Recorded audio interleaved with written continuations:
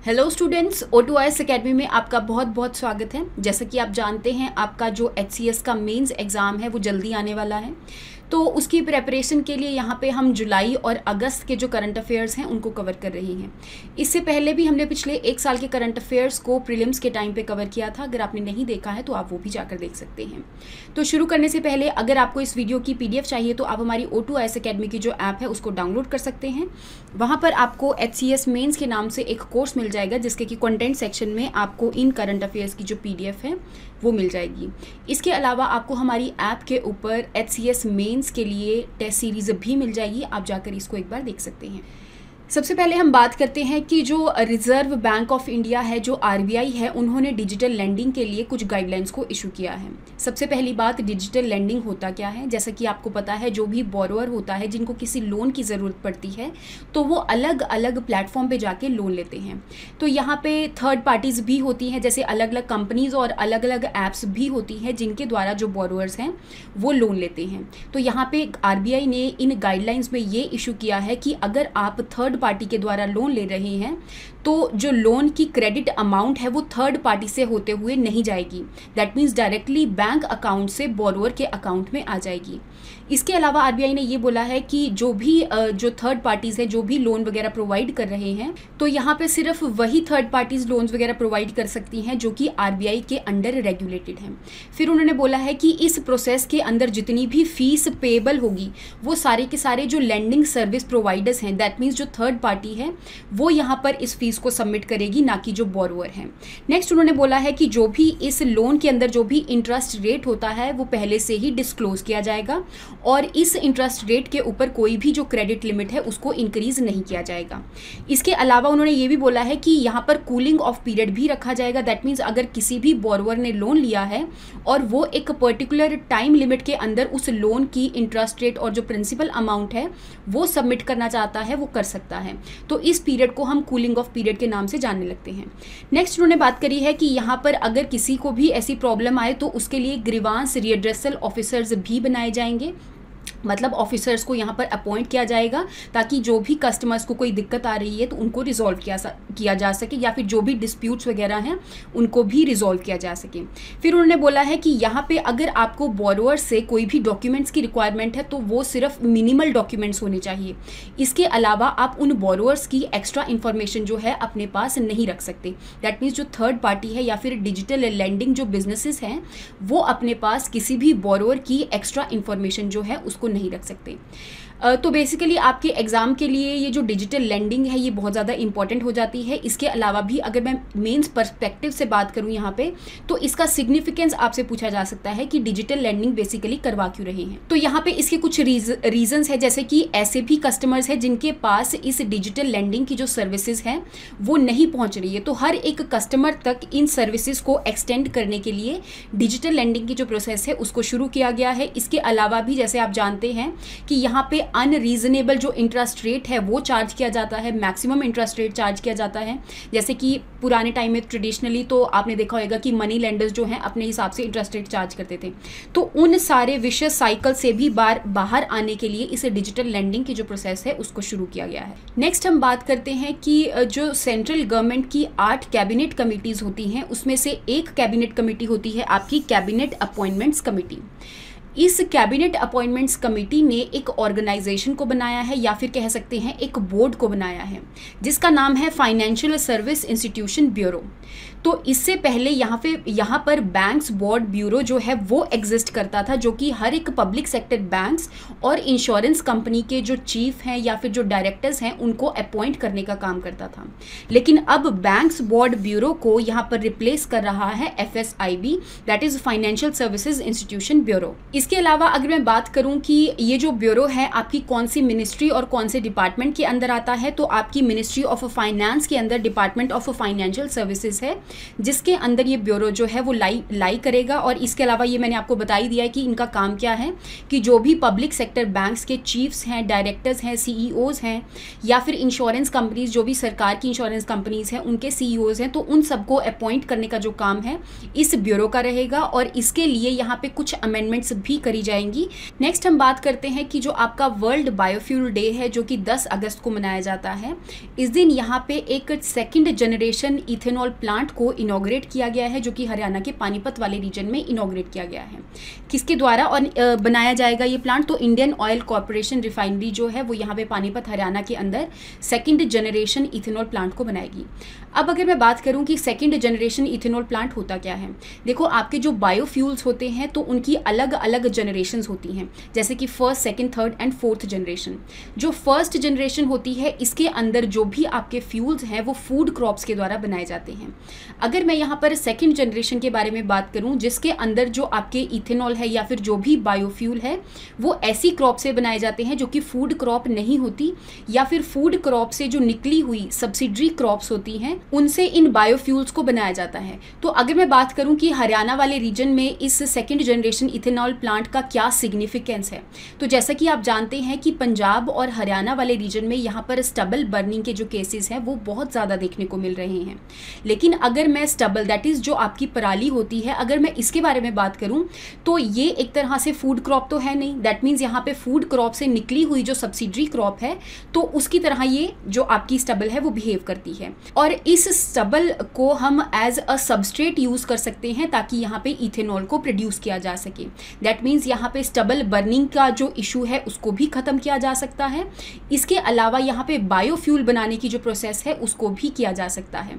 तो एक तरह से एनर्जी डिपेंडेंट हैं हम बाहर वाली कंट्रीज़ के ऊपर, तो उसको भी रिड्यूस करने के लिए यहाँ पे अलग अलग ऐसे जो प्लांट्स हैं उनको बनाया जा रहा है। इसके अलावा आप देख सकते हैं कि इस प्लांट को बनाने से यहाँ पे बहुत ज़्यादा जो एम्प्लॉयमेंट है, चाहे डायरेक्ट एम्प्लॉयमेंट हो चाहे इनडायरेक्ट एम्प्लॉयमेंट हो, उसको भी जनरेट किया जाएगा। तो इसके बहुत ज़्यादा सिग्निफिकेंस है जो कि आपको पता होना चाहिए प्रीलिम्स के लिए भी और mains exam point of view से भी। नेक्स्ट हम बात कर लेते हैं ONDC के बारे में जो कि है आपकी open network for digital commerce. तो ये एक ऐसी कंपनी है जो कि हमारी सेंट्रल गवर्नमेंट के जो ministry of commerce and industry है उनके अंदर एक DPIIT का डिपार्टमेंट है, उन्होंने इस कंपनी को बनाया है। बेसिकली ये एक ऐसा प्लेटफॉर्म है जिसके ऊपर जितनी भी ई-कॉमर्स की वेबसाइट्स हैं, चाहे अमेजन हो गया, चाहे फ्लिपकार्ट हो गया, या जितनी भी वेबसाइट है वो अपने सारे प्रोडक्ट्स को ONDC के ऊपर शो करेंगी। इसके अलावा अगर मैं बायर्स की बात करूं तो वो ONDC के द्वारा इन सारे प्लेटफॉर्म से कनेक्ट कर सकते हैं।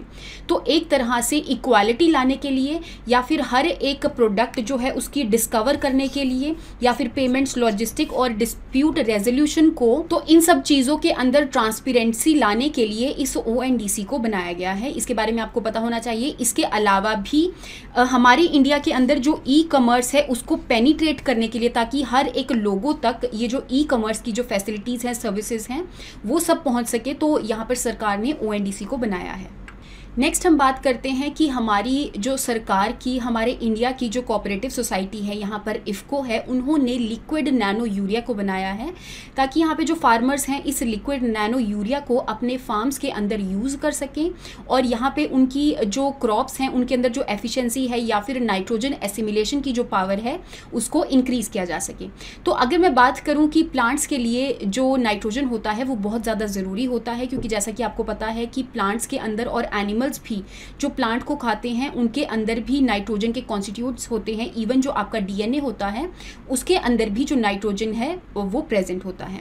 तो यहाँ पे नाइट्रोजन एसिमिलेशन की जो प्रोसेस है बहुत ज़्यादा इंपॉर्टेंट होती है। तो इन सब चीज़ों को करने के लिए यहाँ पे फर्टिलाइजर्स जो है वो प्लांट को दिए जाते हैं in the form of urea. तो यहाँ पे यूरिया के भी अलग अलग फॉर्म्स होते हैं, जैसे कि एक नॉर्मल यूरिया हो गया, एक नीम कोटेड यूरिया हो गया आपका, और अभी जो नया यूरिया बनाया है that is a liquid nano urea. That means ये लिक्विड फॉर्म में होगा और नैनो यूरिया का मतलब है कि इसके कॉन्स्टिट्यूएंट्स जो हैं वो इतने छोटे होंगे कि नैनो पार्टिकल साइज की यहाँ पे यूरिया आपको देखने को मिलेंगे।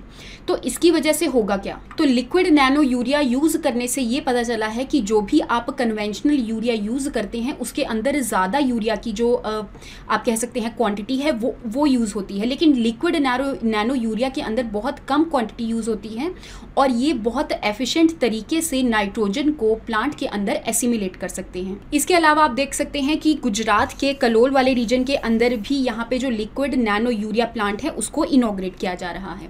नेक्स्ट हम बात करते हैं कि हमारी जो ministry of chemicals and fertilizers हैं उन्होंने फार्मास्यूटिकल सेक्टर को यहाँ पे अपग्रेड करने के लिए या फिर फार्मास्यूटिकल सेक्टर के अंदर ज़्यादा से ज़्यादा जो बिजनेसेस हैं वो आ सकें, तो उसके लिए एक स्कीम को यहाँ पे ऑलरेडी लॉन्च किया हुआ है। इस स्कीम का नाम है schemes for strengthening pharmaceutical industry. तो यहाँ पे जितनी भी आपके MSMEs हैं, दैट इज़ माइक्रो स्मॉल और मीडियम इंटरप्राइजेज हैं जो कि फार्मास्यूटिकल सेक्टर के अंदर अपना कोई भी बिजनेस शुरू करना चाहते हैं, तो उन सब MSMEs को सपोर्ट करने के लिए इस स्कीम को लॉन्च किया गया है। अब जैसा कि आप जानते हैं कि MSME को यहाँ पे जो कैपिटल है उसकी ज़रूरत पड़ती है, लोन्स वगैरह की ज़रूरत पड़ती है, और जो लोन्स है यहाँ पे लोन्स एक पर्टिकुलर इंटरेस्ट रेट पे दिए जाते हैं। तो या तो सरकार उनको कैपिटल सब्सिडी प्रोवाइड करेगी या फिर इंटरेस्ट सबवेंशन करके उनको सपोर्ट करने वाली है, ताकि इस तरीके से जो MSME है वो इन सारे क्रेडिट का फ़ायदा उठा सके और जो भी अपनी टेक्नोलॉजी के अंदर जो भी अपग्रेडेशन वगैरह की रिक्वायरमेंट है तो उन सबको करके फार्मास्यूटिकल सेक्टर के अंदर एक तरह से उभर कर आ सके। अगर मैं बात करूं कि इस स्कीम को इम्प्लीमेंट करने का जो जिम्मा है वो यहाँ पर SIDBI को दिया गया है, that is small industry development bank of India. ये बैंक जो है ये क्रेडिट वगैरह प्रोवाइड करने के लिए ही हेल्पफुल रहता है, सरकार का बैंक है। यहाँ पर ज़्यादातर ये जो MSME है उनको हेल्प करने के लिए बनाया गया है। नेक्स्ट हम बात करते हैं कि जो RBI है वो अपने RBI एक्ट के अंदर, जो कि 1934 का RBI एक्ट है, उसके अंदर कुछ मॉडिफिकेशंस कर रही है ताकि यहाँ पे CBDC को इंक्लूड किया जा सके। तो अगर मैं बात करूँ कि व्हाट इज CBDC, तो सेंट्रल बैंक डिजिटल करेंसी। जैसा कि आप जानते हैं कि अभी जो आप करेंसी यूज़ करते हैं, जो फिएट करेंसी है, वो आपके डिजिटल फॉर्म में भी अवेलेबल है और फिजिकल फॉर्म में भी, जैसे कि कैश वगैरह आपके पास अवेलेबल रहती है। तो अगर मैं CBDC की बात करूँ तो ये फुल्ली एक डिजिटल करेंसी है जिसको यहाँ पे एक तरह से पेमेंट वगैरह के लिए यूज़ किया जा सकता है। तो यहाँ पे जो RBI है एक नई करेंसी जो है उसको लॉन्च करने के लिए RBI एक्ट के अंदर कुछ ना कुछ जो मॉडिफिकेशंस है वो कर रही है। नेक्स्ट हम बात करते हैं FRP के बारे में, that is fair and remunerative prices के बारे में। जैसा कि आप जानते हैं कि यहाँ पे बाकी सारी क्रॉप्स के लिए, अलग अलग क्रॉप्स के लिए, जैसे राइस हो गया, वीट हो गया, है ना, इन सब क्रॉप्स के लिए मिनिमम सपोर्ट प्राइस जो है उसको एक तरह से लॉन्च किया जाता है सरकार के द्वारा। अगर मैं बात करूं शुगर केन के लिए, तो यहाँ पे जो शुगर केन के लिए मिनिमम सपोर्ट प्राइस होता है उसको हम FRP के नाम से जानते हैं, that is fair and remunerative price के नाम से जानते हैं। ये जो प्राइस है बेसिकली एक कमेटी रिस्पॉन्सिबल होती है जो कि इन प्राइसेस को अप्रूवल देती है। जैसा कि आप जानते हैं सरकार की 8 कमेटी है और उस 8 कमेटी के अंदर एक कमेटी है आपकी cabinet committee on economic affairs. तो जो भी आपके FRPs होते हैं वो डिसाइड कौन करता है? Commission for agriculture cost and prices. और इसको डिसाइड करने के बाद जो अप्रूवल है वो सरकार की जो cabinet committee on economic affairs है वो यहाँ पे FRP को अप्रूवल देती है।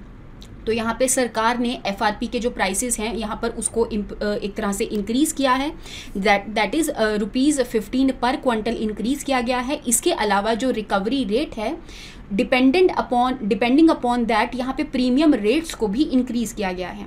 तो अगर मैं रिकवरी रेट के बारे में बात करूँ तो जितना भी यहाँ पे शुगर केन होता है, अगर उसके अंदर से शुगर की क्वांटिटी ज़्यादा आए तो यहाँ पे उस क्वांटिटी के ऊपर यहाँ पे प्रीमियम प्राइसेस जो है, या फिर हम बोल देते हैं कि जो रिकवरी रेट है वो बहुत ज़्यादा है, तो इस हिसाब से उनको एक्स्ट्रा प्रीमियम प्राइस जो है वो दिया जाता है। इसके अलावा अगर मैं बात करूँ कि शुगर केन इंडस्ट्री को हेल्प करने के लिए या फिर शुगर केन की जो फार्मिंग वगैरह है उसको इन्हांस करने के लिए, इनकरेज करने के लिए यहाँ पर जो रंगा राजन कमेटी है उन्होंने FRP को रेकमेंड किया था। इसके अलावा जो स्टेट हैं वो भी अपने अलग अलग जो प्राइसेस हैं उसको निकालती हैं। जैसे कि जो स्टेट है उनको हम स्टेट एडवाइज्ड प्राइस के नाम से जानते हैं, और हमेशा जो स्टेट एडवाइज प्राइस होता है जो कि एक स्टेट द्वारा लॉन्च किया जाता है वो सेंटर द्वारा लॉन्च FRP से ज़्यादा होना चाहिए। ठीक है, तो जैसा कि आप जानते हैं कि जो सेंटर है वो शुगर केन के प्राइसेस के लिए FRP लॉन्च करता है और जो स्टेट है वो शुगर केन के प्राइसेस के लिए यहाँ पे स्टेट एडवाइज्ड प्राइस को लॉन्च करता है। तो हमेशा जो SAP होता है वो FRP से ज़्यादा होता है। तो इन कुछ चीज़ों के बारे में आपको पता होना चाहिए। तो आई होप आपको यहाँ तक जो इकोनॉमिक्स के करंट अफेयर हैं उनके बारे में समझ में आया होगा। नेक्स्ट क्लास के अंदर हम नेक्स्ट टॉपिक के साथ मिलेंगे। Thank you so much and have a nice day.